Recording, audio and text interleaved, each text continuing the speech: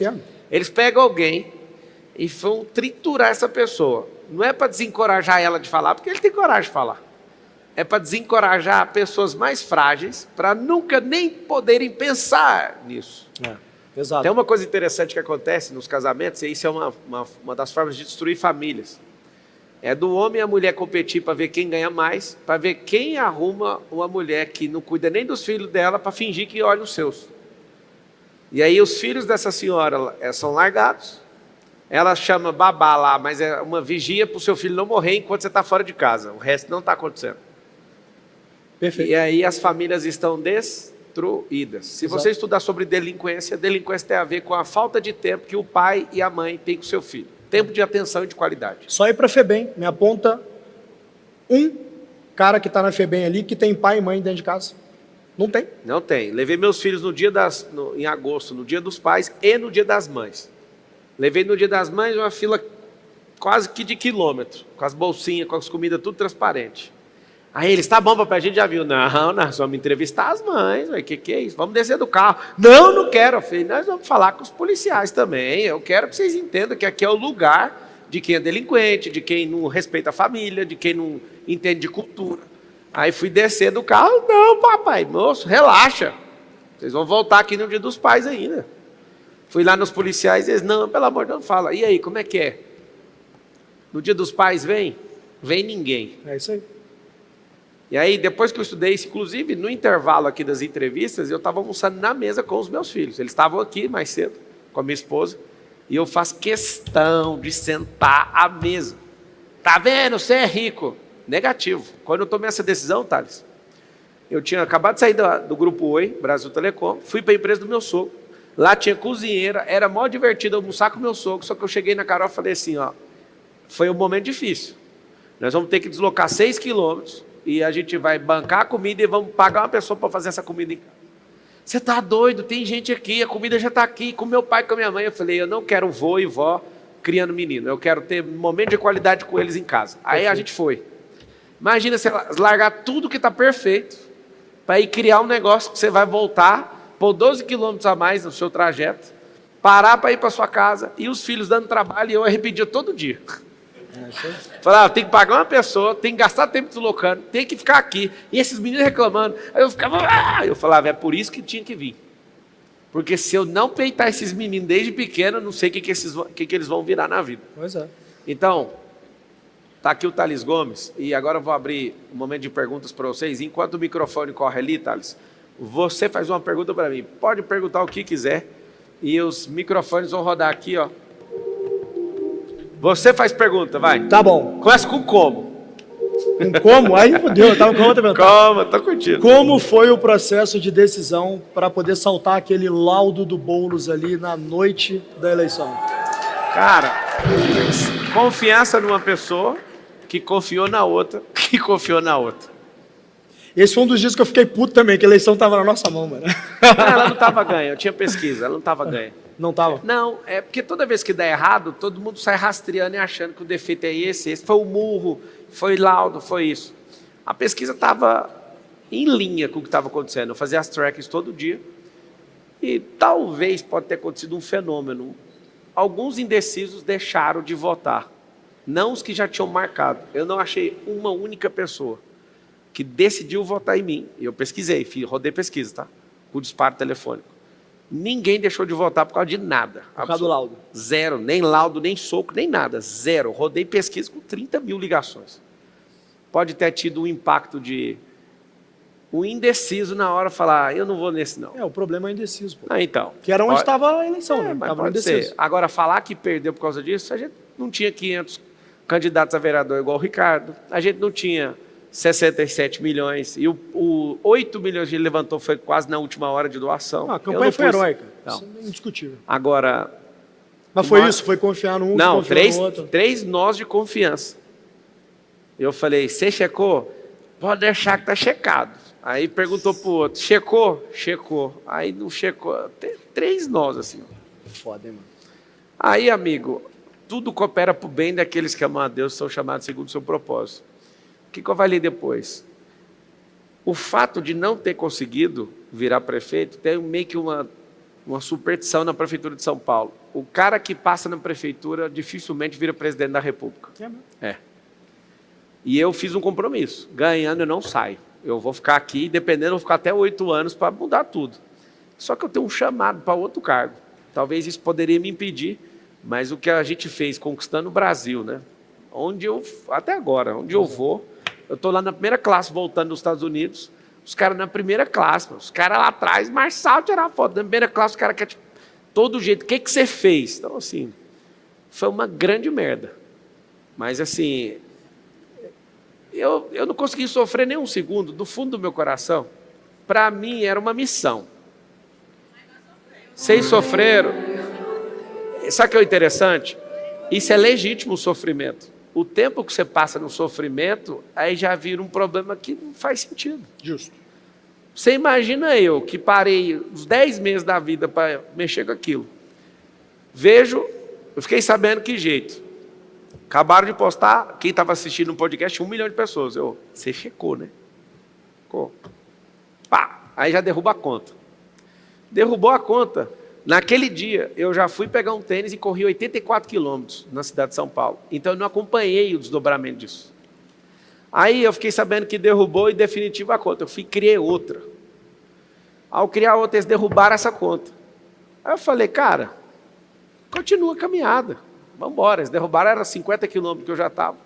Quando eu termino ali na Sé, meu coração estava em paz. Se esse negócio funciona, vai ser a maior missão da minha vida. Se não funciona, vai ser o livramento. Eu falei isso nas entrevistas.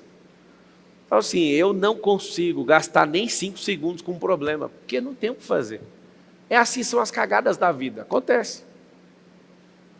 Acontece. Pode acontecer. Não morra por conta de problema. Não deixe isso acontecer. Aconteceu, levanta a cabeça, igual, foi cancelado. A gente até trocou ideia. Cara, só ergue a cabeça, é um cara legítimo. Estão distorcendo sua fala, faz o que seu coração está mandando. Segue sua linha. Lembra sempre disso. Não curve a cabeça para problemas, senão você vai ficando cada vez mais pequeno. Vai ficar mais pequeno não, né? Cada vez menor. E aí está o problema. Muita gente não explodiu na vida por causa disso, porque importa demais com o que o outro está falando, com as cagadas da sua vida. Todo mundo faz cagada na vida. Agora, quem é você depois da cagada? Se você não limpar seu ânus depois de cagar, você vai ter assadura. Então limpe as cagadas e continue sua vida. Sacou? Mandem perguntas para o Thales Gomes. Tudo bem? Tudo Meu bem, nome é Ana Laura, sou de São Paulo. Thales, prazer, Marçal estar aqui nessa tarde. Obrigado pela oportunidade de ter aberto para a gente. Thales, você falou bastante aqui do teu posicionamento profissional, da tua ousadia profissional. E eu gostaria de saber um pouquinho mais, né? Eu estou aqui por um pedido do meu filho, que é mega empreendedor de 12 anos, que ama o Pablo e que realmente, para nós, dentro da minha família, dentro da minha casa, o mais importante é a referência de temor a Deus e referência de ousadia diante do trono, realmente. E eu gostaria de ouvir de você qual foi a tua experiência com Deus diante de todas essas suas conquistas e como que Deus ungiu a tua vida para que você pudesse ter se tornado essa pessoa ousada, ungida para chegar onde você chegou. Perfeito, excelente pergunta. A minha história com Deus ela é um pouco mais complexa do que talvez vocês possam imaginar, porque na verdade é o seguinte, há 2 anos atrás eu ainda era ateu. Eu era o tipo de ateu que fazia piada com cristão. Eu acho que eu já cheguei a fazer umas brincadeiras quando a gente se conhecia com você. E aí o que acontece? Eu ficava falando, Jesus é um zumbi judeu, é um X-Men. Eu ficava fazendo essas babaquices, porque a verdade é o seguinte, quando você se acha inteligente demais e não tem de fato o conhecimento, você começa a fazer essas piadinhas. E aí quando você começa a ter o conhecimento, você começa a estudar profundamente, aí você fala assim, na verdade eu sou um completo imbecil, eu não sei nada e, puta, a única coisa que eu tenho que fazer é curvar minha cabeça a Deus. Como que foi esse processo? Foi um processo intelectual. Então eu gosto muito de filosofia. E eu comecei a me enveredar no processo de estudar filosofia. O meu guia nisso, o meu professor é o Guilherme Freire, que é um professor de filosofia. E o Guilherme, ele começou ali a, me educar através de Aristóteles. Então passei por Aristóteles. De Aristóteles, obviamente, eu conheci seu grande e maior tutor, Alexandre o Grande, que hoje é talvez a minha grande referência histórica e de liderança, um homem que com 21 anos conquistou o mundo inteiro, literalmente. E de Alexandre, eu conheci Carlos Magno, que é meio que o fundador da Europa, o grande unificador da Europa. E aí eu comecei a querer entender, cara, quem é esse Deus, esse Jesus temido e amado e por os grandes homens, né, como Carlos Magno, que é um dos maiores homens da história, né, imperador do Império ali, do Sacro Império Greco-Romano, do Sacro Império Romano, que foi quem criou, de fato, a Europa. E aí o meu professor me fez um desafio, falou, cara, tem um cara chamado São Tomás de Aquino. A base da ciência aristotélica é a metafísica, né? Então, a metafísica, se eu fosse, cara, de uma forma leviana, resumir para vocês aqui o que seria essa metafísica, eu posso resumir isso em ato e potência, né? Que é o seguinte, para que essa xícara exista, né, eu preciso ter, sei lá, vidro, se ela fosse de vidro, estou assumindo que ela é de vidro, né? Para eu ter vidro, eu tenho que ter um elemento químico que forma o vidro, né? Então, toda potência é resultado de um ato. E o ato, em sua potência, ele vira aquilo que ele pode ser. Então, se você tem, por exemplo, uma tela aqui aparecendo para você as coisas, digamos que eu estivesse escrevendo nessa tela, essa tela é uma potência de um ato que seria, sei lá, o teclado. Deus é isso, ele é pura atualidade, né? É o verbo. Então, São Tomás de Aquino pega a metafísica aristotélica e faz todo um estudo de Aristóteles para poder explicar e provar a existência de Deus no século XIII. Então, São Tomás escreve 8 sumas teológicas, que é uns calhamaço desse tamanho assim cada uma. Um dos homens mais sábios da história. E ele prova ali, nessas 8 sumas teológicas, os argumentos, a existência de Deus. E são argumentos que são imbatíveis, porque, por exemplo, eu quando eu era ateu, obviamente leitor de Hawkins, né? Aí a gente fala, mas e o Big Bang? O Big Bang não prova a não existência de Deus, porque beleza, e o que provocou o Big Bang? Ah, foi um conjunto de blá blá blá. E o que provocou esse conjunto de coisas? Quando você vai fazendo uma regressão, você vai buscando o ato, você chega num ponto que eles falam assim, ah, eu não sei, mas é muito fácil resumir em Deus. E aí você tem 2 formas a partir de aqui. Você achar que é uma grande coincidência, que a gente está no único planeta que até hoje a gente conseguiu observar que existe vida, porque a gente está na distância ideal entre o Sol e a Lua, no lugar ideal na Via Láctea.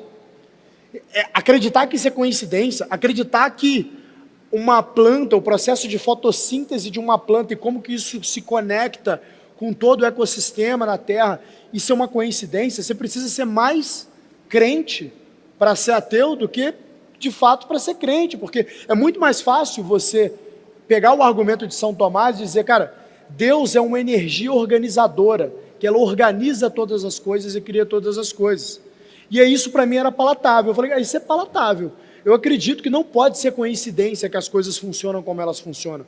Eu acredito que possa ter uma energia organizadora. E isso me permitiu conhecer o Evangelho. E conhecendo o Evangelho, eu vi na Bíblia, de fato, um manual para a felicidade. Quer ter uma vida plena? É só seguir o que está ali. A sua vida vai ser plena. E o que foi vendido para a gente, nós somos filhos do iluminismo, né? Esse movimento que, na verdade, mais atrasou do que evoluiu os seres humanos. O iluminismo ele quis vender para a gente que tudo que está na ciência, então é a grande verdade, mas a ciência nada mais é do que a permissão de Deus, é aquilo que de fato Deus criou. A ciência é uma observação das criações de Deus, uma não exclui a outra, anda junto, é o contrário. Então as pessoas que não têm esse nível de profundidade que eu tive